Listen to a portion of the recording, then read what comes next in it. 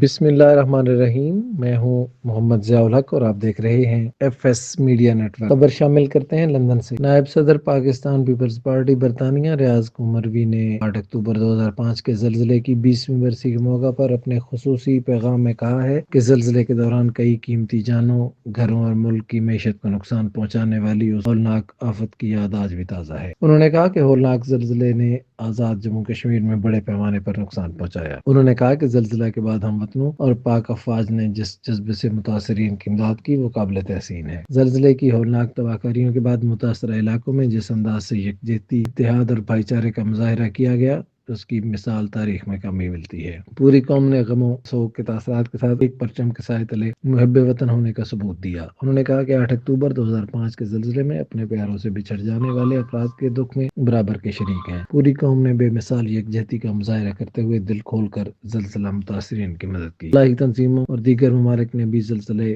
متاثرین کی بحالی میں بھرپور کردار ادا کیا۔ اللہ تعالیٰ سے دعا گو ہوں کہ وطن عزیز کو ہر طرح کی آفات سے محفوظ رکھے، آمین۔ سبسکرائب کیجیے ایف ایس میڈیا نیٹورک اور دیکھتے رہیے تازہ ترین تبصرے اور خبریں۔